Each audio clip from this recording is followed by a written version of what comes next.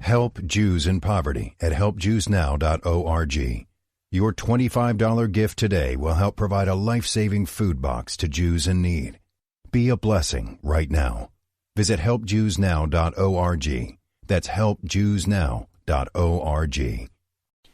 It's finals weekend here at the Australian Open. We've got Stefanos Tsitsipas trying to end the domination of Novak Djokovic at this event. He is now 27 matches in a row unbeaten. And in the women's final, we've got Wimbledon champion Elena Rybakina up against Aryna Sabalenka trying to win her first Grand Slam title. You're going to hear from George and Calvin. George Bellshaw, our resident tennis writer, and Calvin Betton, of course, our tennis coach. You're going to hear from them a little bit later on because this is Tennis Unfiltered. 5, 4, 3, 2, 1, 0. All engine running. Liftoff. We have a liftoff.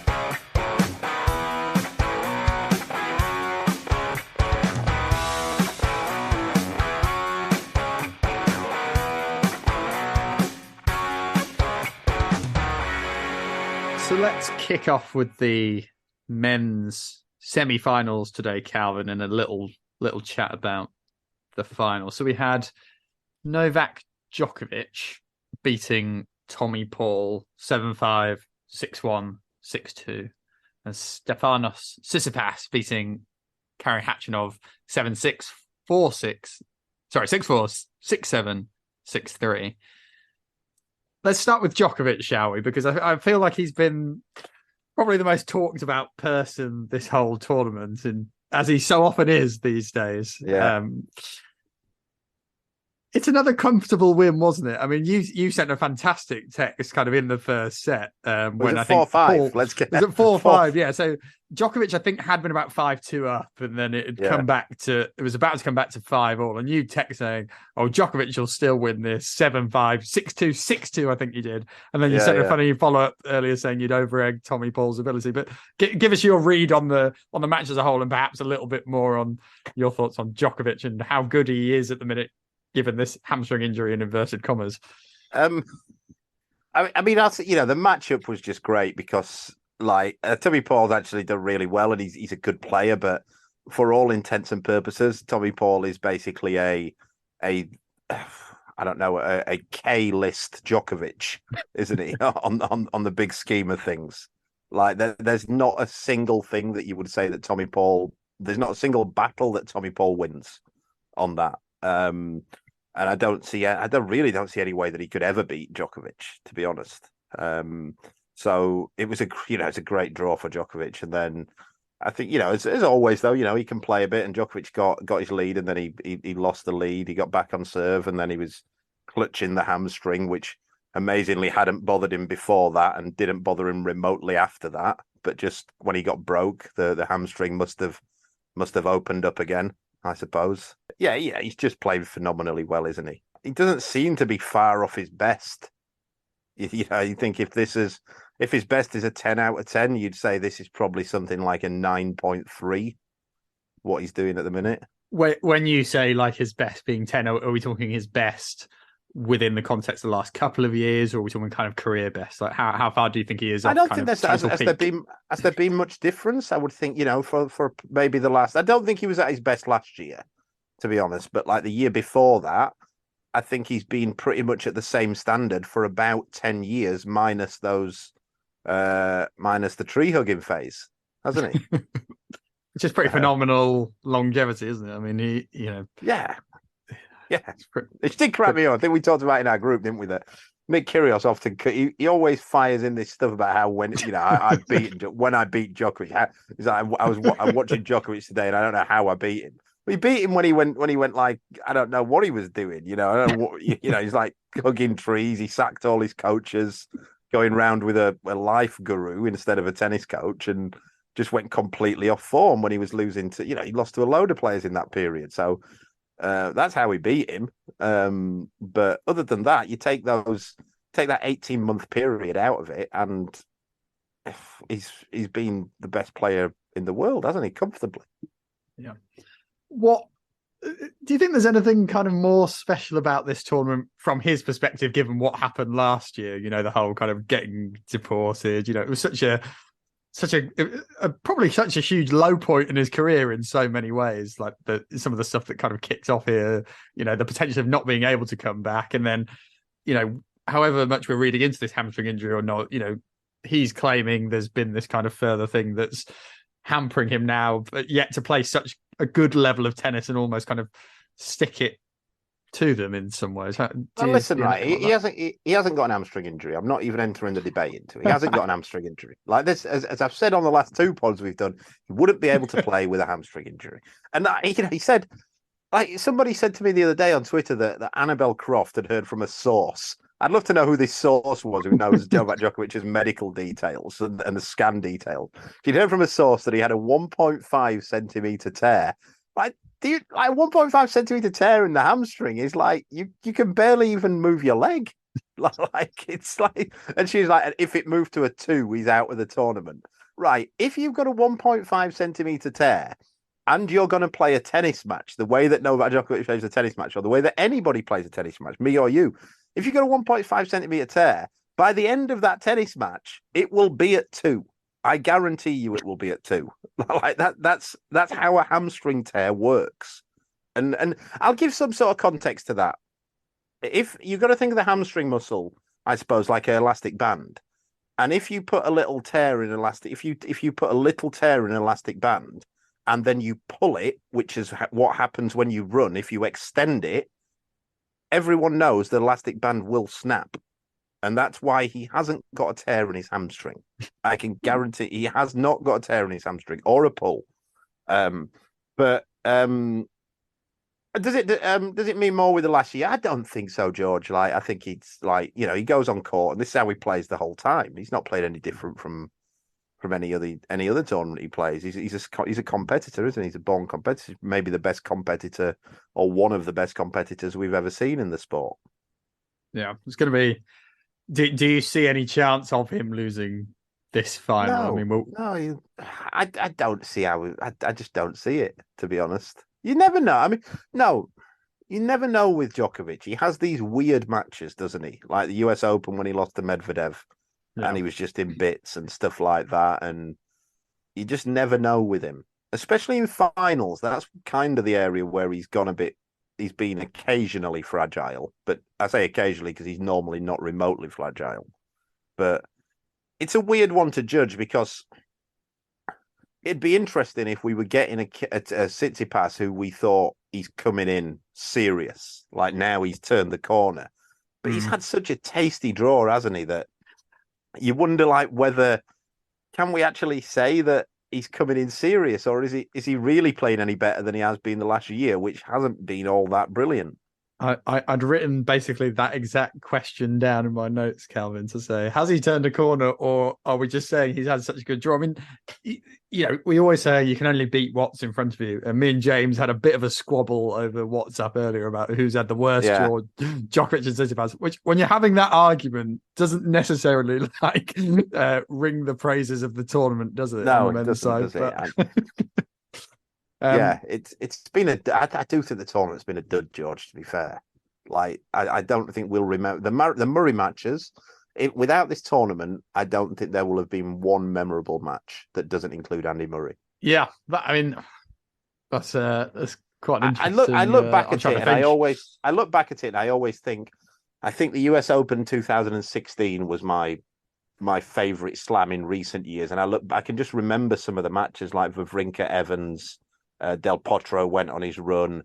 Del Potro beat Thiem in that great match, and then Evans beat, I think, Cilic as well, maybe, and there was just some, and Wawrinka beat Novak in the final, yeah.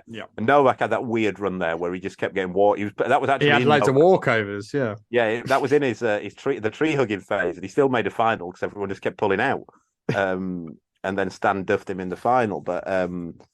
I don't think this has been a great tournament at all, and I think the final might be indicative of that, to be honest. Yeah, I mean, the record's 10-2 Djokovic, Tsitsipas. I mean, Tsitsipas also, just to kind of steer the focus to him a little bit, I mean, he can become world number 1 if he wins this match, which feels a bit weird considering we kind of feel this guy's gone off the ball so much. I mean, would he be a deserving number one if he were to win this match? Does anybody think he's the best tennis player in the world? That's the question. I don't. It'd be hard push, wouldn't you? Yeah. Could you say he's better? Even if he wins, can you say he's better than Alcaraz? Can you say he's better than Djokovic? Like, you could make an argument that he's behind those two, I suppose, because who else would you say is there at the minute? But other than that, I mean, you can say, look, he beat Sinner, but I think I'd bunch those two together, and I think if they play, I think on current form, if they play 10 times, they'd probably win 5 each. So, but I do think that both of them are around about 10th in the world. Maybe 8th, 9th, 10th in the big scheme of things if everybody's fit. I mean, Djokovic can also become number one, which I suppose we'd feel more comfortable with, in inverted commas, in the sense that, I don't think, in all our arguments last year about who was the best player, we said, okay, Nadal maybe had the best first half of the season, but with the caveat Djokovic wasn't in Australia. Alcaraz probably had the best season as a whole, being able to attend everything, but Djokovic really was pretty shit hot in the events he was able to play and was forced out of 2 slams. So, Djokovic getting back there wouldn't feel uncomfortable, would it? I'm looking forward to seeing when Alcaraz comes back, seeing him and Djokovic play a few times. Just to see, because everyone's like, I have a mate of mine who's just like, he loves saying stuff like, "Oh, the new generation, they're just rubbish. They can't beat Djokovic. They can't beat Nadal." And Alcaraz is I think the thing is, I think we saw this from Rublev, that I always think that sport at the elite level is about 2 things: are you good enough? Do you believe you're good enough? And some players have one of those, and some players have neither of them, and very few have both. And I think Alcaraz is both. He's good enough, and he thinks he can beat the best players. He thinks he can beat Djokovic and Nadal and Tsitsipas and Medvedev and that kind of thing.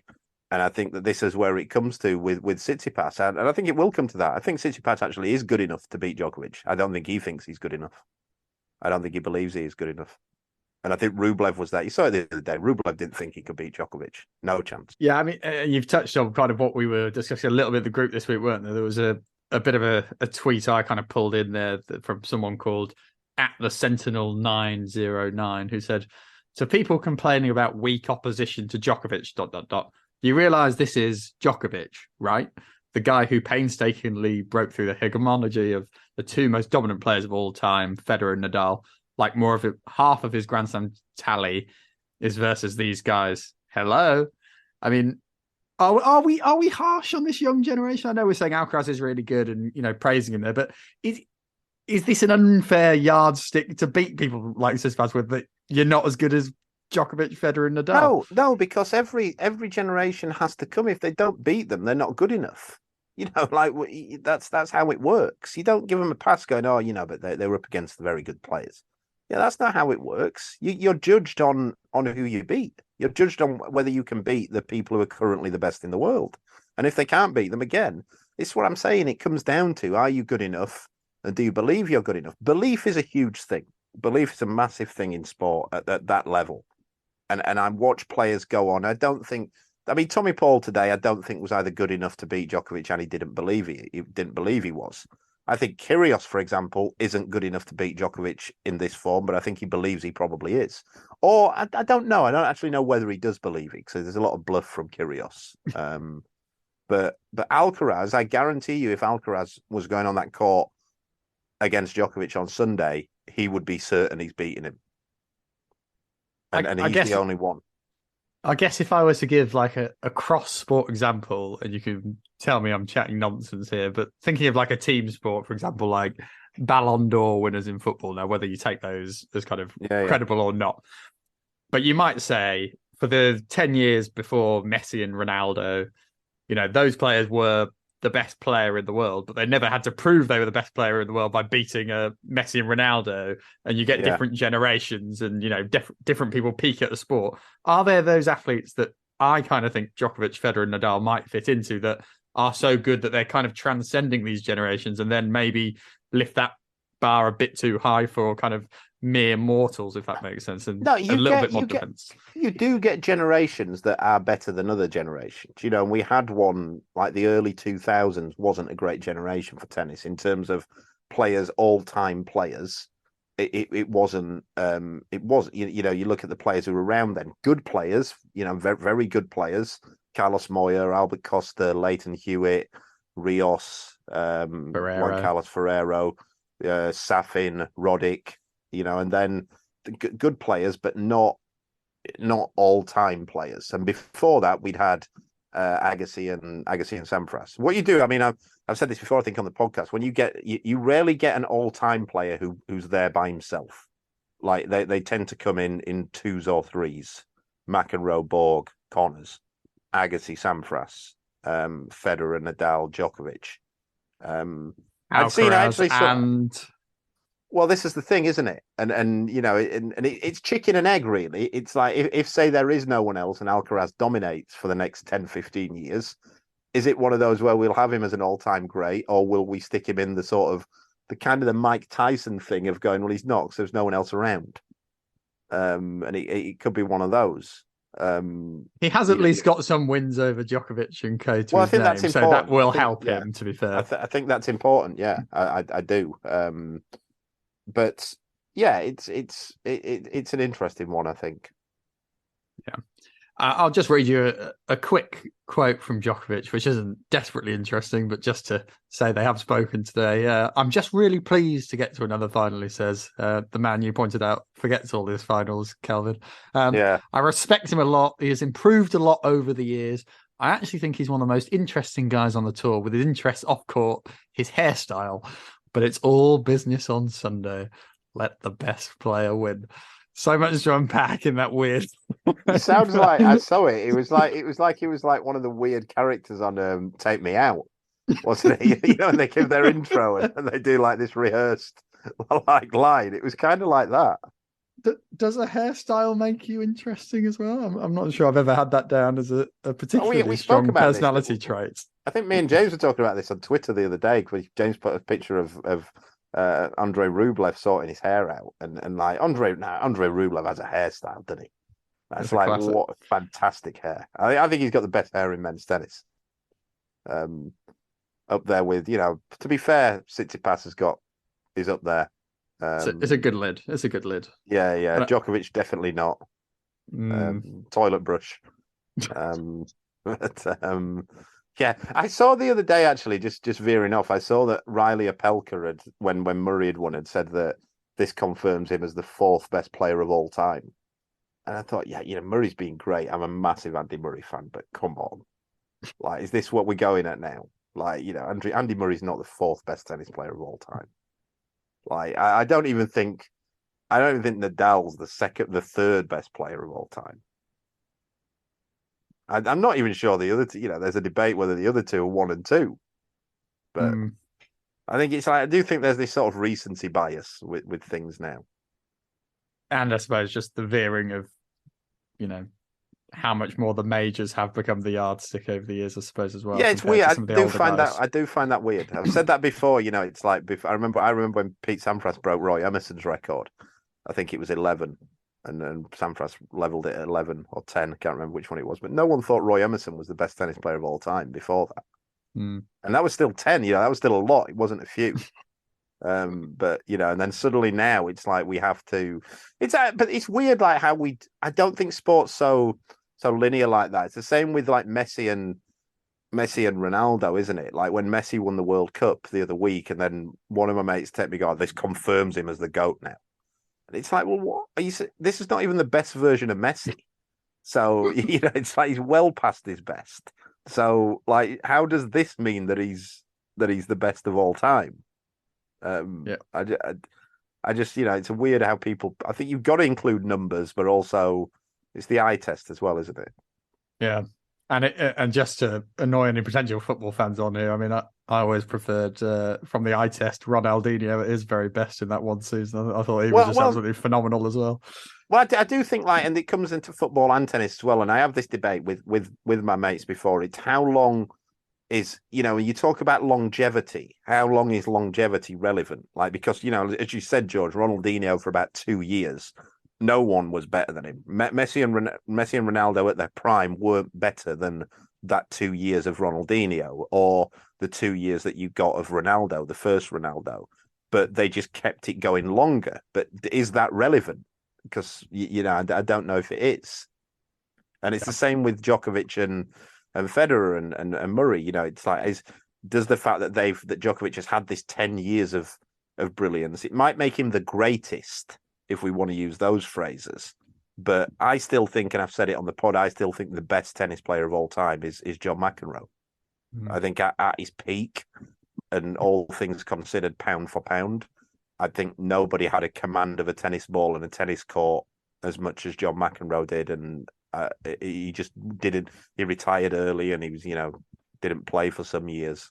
So I'll push you on your prediction, getting us back to the Australian Open. We've flown off on all the tangents here, but Djokovic, I think you're going to say, is going to win. I think Djokovic will win in straight sets. It wouldn't surprise me if we get 4. Wouldn't surprise me maybe if he lost the first or second. And then took charge of it, or I think he probably wins the third and fourth comfortably with 1 or 2 close sets early doors. Yeah. Tsitsipas has to serve brilliantly. If he doesn't, then it's done. Yeah, hard to disagree with that, really. I think Djokovic in 3 or 4 seems sensible, but you never know. He's a weird bloke, Novak, and he sometimes likes to give people 2-set leads and muck around as well and hoax them, it seems. Yeah, and then, I can just see, you can imagine it if they're both at their prime and, like, we've got one of them going off to the toilet and the other one clutching his hamstring, and the gap between the first and second set's about 25 minutes. The dad's coming to blows in the stands. The dad's, one of them holding up a Putin flag, and the other one coach. Oh, he's allowed to coach now, isn't he? So. Yeah. I mean, we'll just briefly mention that Putin thing here. I mean, we're going to have a longer chat with James on this on Sunday. But for those of you not seen, Djokovic's father has once again kind of got embroiled in a random off-court thing where he was pictured kind of taking pictures with Putin supporting Russians, who I think some of whom were Serbian, and just expressing their support for Putin, or at least there was a bit of a crossover anyway amongst those fans. Djokovic has said it was a kind of misinterpretation. We'll dive more into that when we've got a bit more time, and I'm sure James is very across it and normally has lots of good opinions and facts on that. So we're not ignoring it for now, but we're focusing on the semis and finals here. I think on that, I'd seen that, I think there was the was it Kostyuk's quotes earlier on today about how aggressive Djokovic's fans were, and we know that from the pod, and just on that, as we saw the other day, one of Novak's biggest fans suggesting that the Putin supporters had been placed there by the media to get pictures with Novak's dad. They're onto us. Yeah, that was one of the highlights for me this week. One of the tournament highlights so far. Let's move to the women's final, which I'm quite pleased we've got as a final, Calvin, because last time we got together, I said Sabalenka's the person I think is most likely to win the tournament, and Calvin Betton said Rybakina's the person I'd make the favourite to win the tournament. So we're both sort of justifying them reaching the final. Has your view changed with the two of them being there versus kind of what's happened since and what we've seen at the tournament? That's a good question, actually. I do think it's as close to a 50-50 as you can get. And I do think it has the potential to be a great match. I'm really looking forward to it. Yeah. It's a good one. I think what women's tennis really needs is a really great final. It's due one, isn't it? We haven't had one for some time. And by great, I don't mean long or close. They're different things. I mean one where there's quality and drama. And I think that this could provide it, and I really hope it does. It's felt a much better women's tournament than a men's one at this one for me. in terms of like a lot of the kind of bigger names reaching each other in kind of later matches, or people who've been there in slams before. I don't know if you'd necessarily agree with that. I mean, there's been some kind of weirder ones coming through, but 6 of your 8 quarterfinalists being Rybakina, Ostapenko, Azarenka, Pliskova, Sabalenka. These are guys who've been in and around the semis of slams before. Obviously, Swiatek losing, but even then, that was to Rybakina, who's won a slam last year. It's a big match. This one though, like Rybakina, Sabalenka, 2 players who feel could push Swiatek and be that kind of regular top 5. I think in that match with Rybakina, that again comes back to that what I said. Are you good enough? Do you believe you're good enough? That was somebody who did and was and did, and there's too many who don't. I think that's you could see in that match that Rybakina just didn't care who she was playing. She's going to hit the ball hard, and she'll bring a game. And I think that it's kind of like, I mean, I think Swiatek's great, but I do think the tournament's probably been better for her losing just because it kind of was getting into a procession, wasn't it? And you mentioned there people who think they're going to win or not. I mean, Sabalenka's been someone who you'd almost firmly have in the other camp in terms of mentality. I'll read you a couple of quotes from her on this. I realised that no one other than me will help. In pre-season, I spoke to my psychologist saying, listen, I feel I have to deal with that by myself because every time I'm hoping that someone will fix my problem, it's not fixing my problem. I just have to take this responsibility and I have to deal with that. I'm my psychologist. So kind of talking about her mental challenges there and how she's kind of faded away on the big stage. I mean, I've had a good feeling for her this tournament. Before the draw came out, I liked the draw. It felt like she was playing well, eradicated some of the issues she was having, on the serve, etc. in previous years. She's won this match 3 times in a row, but they've all been 3 setters. So I don't know how much you read into that head to head, but do you feel she's mentally ready now? Do you sense she's turned a corner in the way that maybe we didn't think Tsitsipas had, given his draw, for example? I think it's different with Sabalenka because I don't think it's a belief that she can't beat players. I think she thinks that she can beat anybody. I think it's the big tournaments. I think it's later on, can she win the big tournaments? And it's more of a situation thing than a player thing. So I think that will be interesting. So we know that she's good enough to beat Rybakina because, like you say, she's beaten her 3 times. It'll be interesting to see how, because what she has always beaten Rybakina, but she's never won a slam final. So something's going to have to give on it, isn't it? And Rybakina, I mean, I wouldn't say she played amazingly in the Wimbledon final last year against Jabeur. It was a bit up and down, but once she got going, she's got so many weapons that if you drop your level on the other end, she's going to hold that serve. She's got a big booming forehand. She does take care of business pretty well. I mean, this is what she's kind of said, like everything was new at Wimbledon. It's nervous no matter what because it's a final, but I more or less understand what to expect.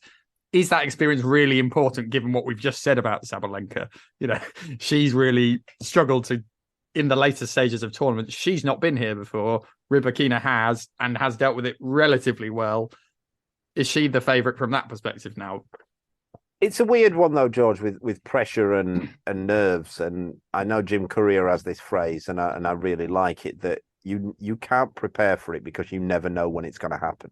And then this thing about experience, he said that it's irrelevant. You can get experience in other things, but once the nerves come, that they come in. Experience doesn't stop that. They come and they will cripple you. And it's then just about minimizing it. But having experience, having done it previously, it's irrelevant in that circumstance. So I just think it's there's so many different things to look at in this match. I don't read too much into it that because Rybakina's done it before that she'll be more comfortable than Sabalenka. I just think what I'm still unsure about is whether Sabalenka can. Yeah, because she's definitely got the game. She can win it. I mean, just in terms of their form this tournament, they've dropped 1 set between them. I mean, Sabalenka has blown everyone away. Rybakina dropped 1 set in the 3rd round to Danielle Collins, which is still a pretty tough draw that early on in the slam. they've both been tested at various points. Rybakina's last few, though, have been pretty tough. I mean, Swiatek, well, from Collins, Swiatek, Ostapenko, Azarenka. That's a pretty stiff I think run. it's again. I think that's another interesting thing about it, because I come back to, I've told the story before, the Agassi story in I think it was 95 or 96 in the US Open, when he absolutely crushed everyone in all the warm-up tournaments and in the tournament, and he got to the final. I don't think he lost a set. He was absolutely crushing everybody for about 3 months, and he played Sampras, and I think he went set down and a breakdown, and he lost in 4 sets, I think 3 or 4, and he came off and he just said he'd forgotten how to be losing. And when you're winning so easy all the time, you then think, oh shit, what's happening here? And you forget what it's like to then have to play. There's a different way of playing when you're behind than there is in front. And sometimes you can forget how to play when you're not winning easy.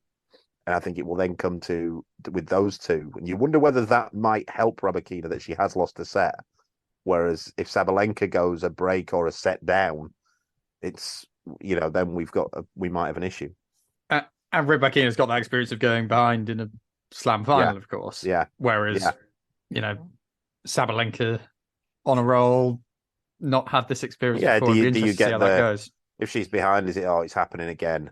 It's another big match and I'm down again. And it's not happening. No. I'll push you for a prediction then. Cause I agree with you. I think this is a real 50-50.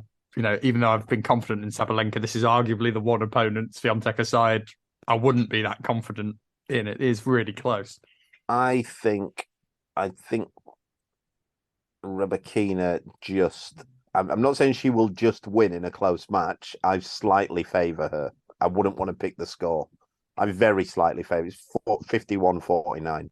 Okay, I'll stick with Sabalenka then. From the perspective, I had a good feeling about her before the tournament started, and I didn't have much of a feeling about Rybakina, who's been fairly hopeless since Wimbledon, to be perfectly honest. Yeah. But it's good to see her kind of backing up at the slams. I mean, just a final thing on those two. I mean, do you see them propelling themselves? And I mean, Sabalenka, it feels, has been consistent at tour level all the time to kind of start building this dominance with Swiatek. Can we expect Rybakina to also do that now and kind of I don't know if three of them going well or not? I don't know if we can expect them, because I think, what Rybakina has shown is inconsistency before. I think they're probably the two players who Swiatek would least like to play. Yeah. I still think Swiatek's the best player in the world. I still think she would beat both of them more often than she doesn't beat both of them. But I think they're probably, with Osaka out of the game for a year and not being at her best for another year, I think they're probably the two players who she doesn't want to see at the other side of the net in big matches. And is that just because of the huge weapons they've got? It's the huge power. Nobody wants to see that. Nobody wants to see, the players who players don't want to play at the best is somebody who can just blow you away. And it's the same reason as why the big three, in inverted commas, why they didn't want to play Del Potro and Stan Wawrinka, because they were the two players, along with Murray, who was just really, really good. They were the two players who they thought, this could actually not be on my racket. And then I think it's the same with Swiatek, with those two. That Swiatek can play well against those two, and they can still take the racket out of hand. Well, it'd be nice that both of them will be in the top 10 regardless after the tournament, and hopefully, it'd be really nice, I think, if they can consolidate themselves as top 5. I mean, Sabalenka's up to number 2, Rybakina up to number 10, can go as high as 8 with the title. Yeah. That's pretty much all we've got time for. We'll catch up after the tournament, Calvin, and dive into a few more of the wider stories that have been kicking on. But as ever, pleasure chatting with you, and hope you enjoy the finals. And they're not complete duds.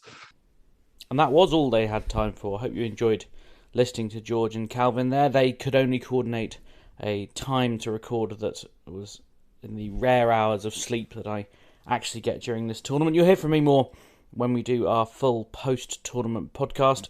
You will probably have seen lots about Novak Djokovic and Sherdan Djokovic, which I found myself somewhat at the centre of. We'll talk much more about that and the ins and outs of how these stories break and what happens when they do, and the carnage in the press room that follows. at least usually, and particularly on this occasion. I wanted to talk very briefly about the tennis that I've seen this week, and George and Calvin have covered it very kind of comprehensively, but it's been interesting being here. And I think the thing I wanted to really touch upon was my surprise at Friday night when Novak Djokovic again thumped his opponent. Tommy Paul happened to be the bloke, but doesn't really matter at the moment who turns up against Novak Djokovic, as far as I can tell. It was a surprisingly pro-Tommy Paul crowd. And I don't think that's to say it was an anti-Djokovic crowd. Certainly at the beginning, they were very pro-Djokovic and lots of Serbian flags as usual. And then he went 5-1 up, and after the second break, there wasn't really much of a cheer. It was like, oh, pay quite a lot of money for these tickets. Friday night in Melbourne, it's a nice warm evening, and it looks like Novak Djokovic is just going to absolutely horse him again. And all of a sudden, those tickets don't look like very good value. So I think that probably explains why there was plenty of support for Tommy Paul.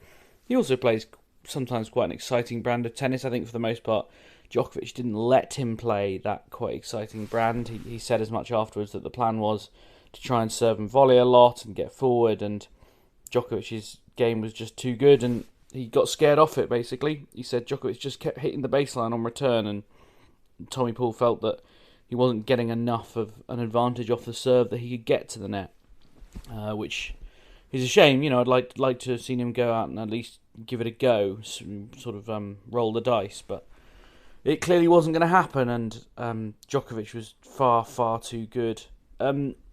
George and I did argue on WhatsApp about who had the easier draw to the final.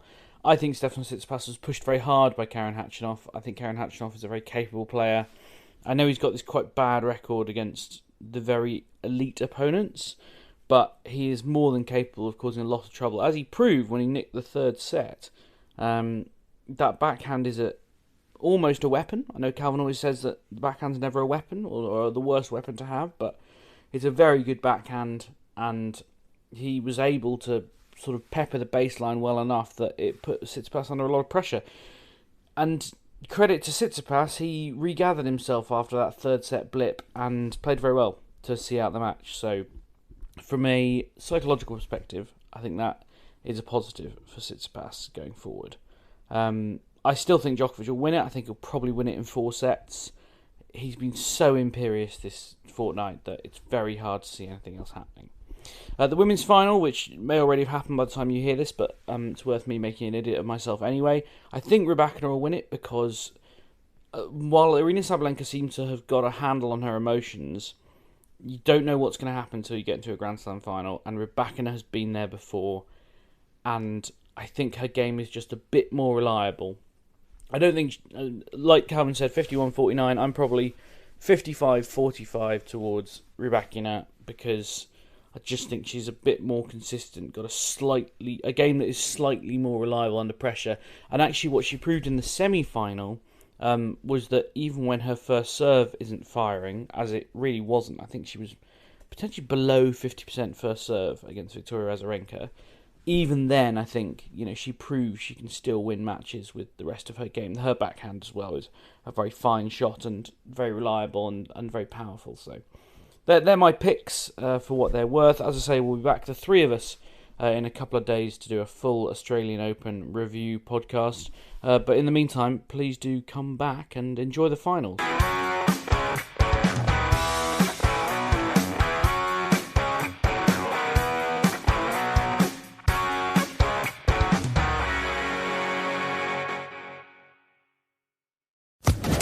Social Podcast Network.